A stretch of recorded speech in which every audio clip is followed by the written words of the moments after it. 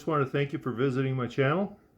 Ask that you subscribe if you like my content, to like, hit the button down below to get reminders.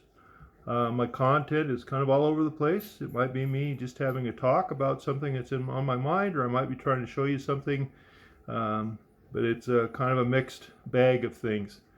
Leave your comments below. If there's a topic you want me to cover, feel free to ask me to do that. I do ask that comments be kept kind and courteous. I do this just for my enjoyment and also to hopefully help others.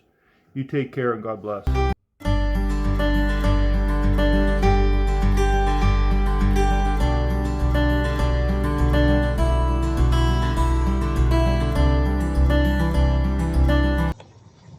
Pop Tom here. Remember to like, subscribe, comment. Remember, God loves you. Just sharing conservatives proposing an act preventing the government to impose vaccinations. To put Canadians back in control of their lives by making Canada the freest nation on earth. And that freedom includes bodily autonomy, the freedom to decide what people put in their own bodies. And that is why I was proud to introduce a private member's bill in the House of Commons that would put an end to COVID mandates in all of the federal sector. I want to thank the honourable member from Niagara West for having adopted my private member's bill so that we could move it forward even faster. Now, before the Prime Minister proceeds once again to maliciously divide and attack, let me remind him that the position put forward in this bill is now the position not only of common sense conservatives, but it is also the position of the majority of provincial governments, of the Liberal member for Louisbourg, of the Military Review Complaints Commission, the tribunal responsible for hearing grievances from members of the armed forces. And I will remind the Prime Minister that the position reflected in the bill is now his position. Now, you might question why I would say that. And the reason is that he had the temerity to go on television about 3 months ago and claim he had never forced anyone to get vaccinated, that he claims that it should be a matter of personal choice. He wanted us all to forget the way he divided and insulted and name-called millions of people right across this country, patriotic, law-abiding, decent people. So if he really believes he never forced mandates on anyone, surely he'll be happy to vote for this bill to ensure that those mandates don't apply anymore and will never be reimposed again. So let me be clear about what this bill does. We start with what it will do. This bill targets the unreasonable overreaches of the federal policy and unjustified abuses of federal government power. The bill targets these overreaches and abuses of power based on two different but important types of evidence. First, it follows the scientific evidence about COVID-19 vaccines, how they work, what they do. And second, it responds to the evidence from the experience of this government's decision to exploit a public health situation for partisan political gain. This was most clear in the Prime Minister's deliberate decision to go beyond guiding and protecting Canadians to punishing people who chose not to take the COVID-19 vaccine. Let us remember that the Prime Minister originally said that vaccines would be a matter of personal choice. Then he did a poll showing that it would be popular to target a small minority of people who chose not to be vaccinated. He flip-flopped and said he would then make it mandatory. 3 days later, he called an election and attempted to exploit that political moment in order to regain power.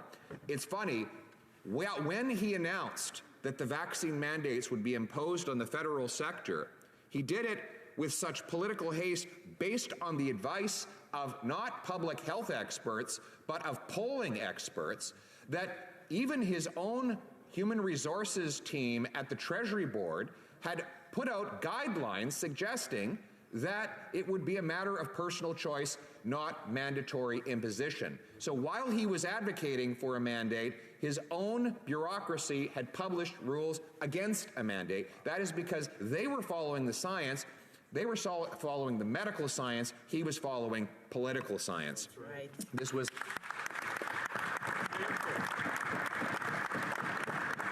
What this bill will do is put into law a prohibition on the government imposing COVID mandates again in the future. Now, you might wonder why the government would need such a prohibition, given that they have reluctantly agreed to remove mandates from most federally employed workers. The answer is that the government has kept open the possibility of reimposing mandates both on federal workers and on federally regulated travel.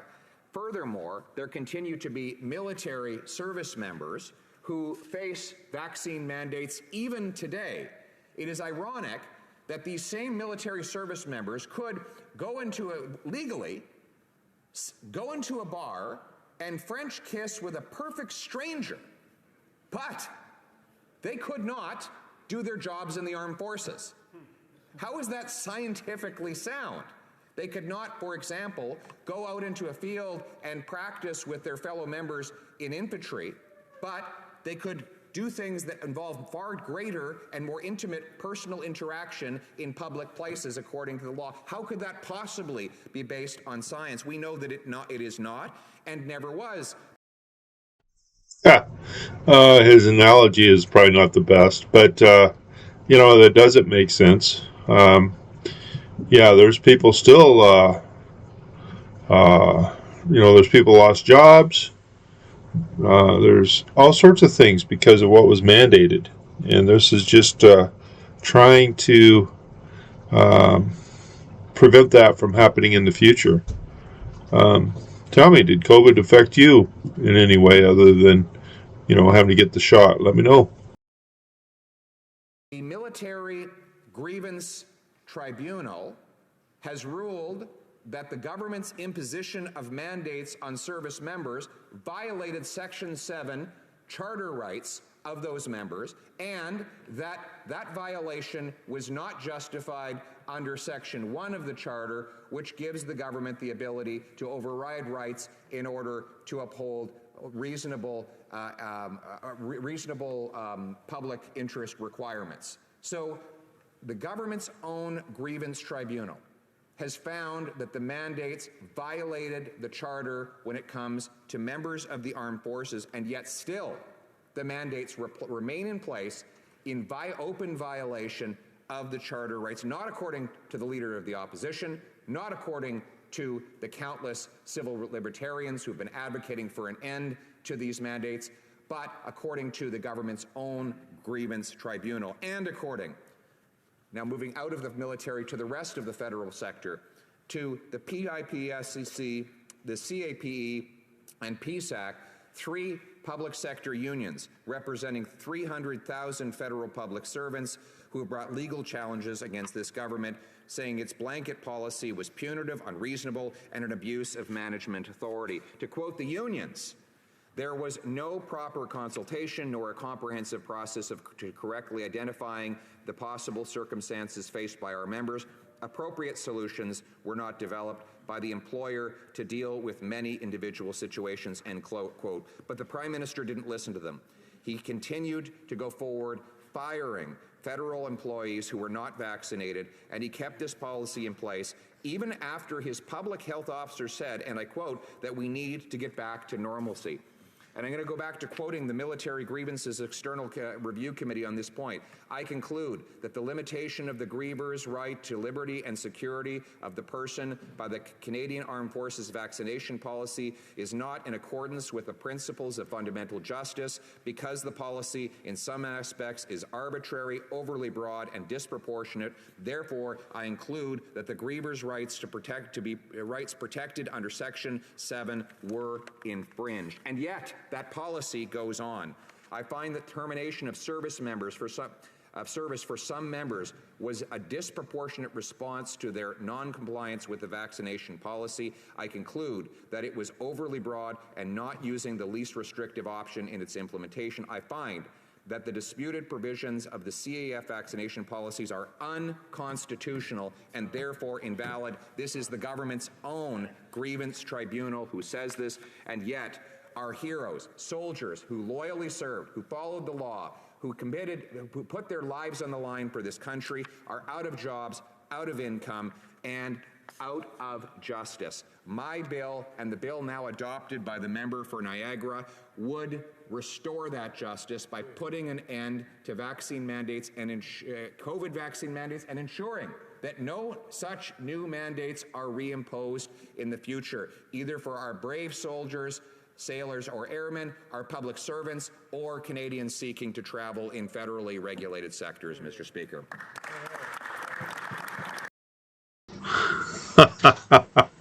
Wow. So anyway, it's sad that we're at this point where we have to pass acts and legislation like this because the politicians are trying to step over the line. Anyway, leave your comments, thoughts down below there. Like and subscribe. Remember, you are loved and God loves you. You have a great day and take care. Bye for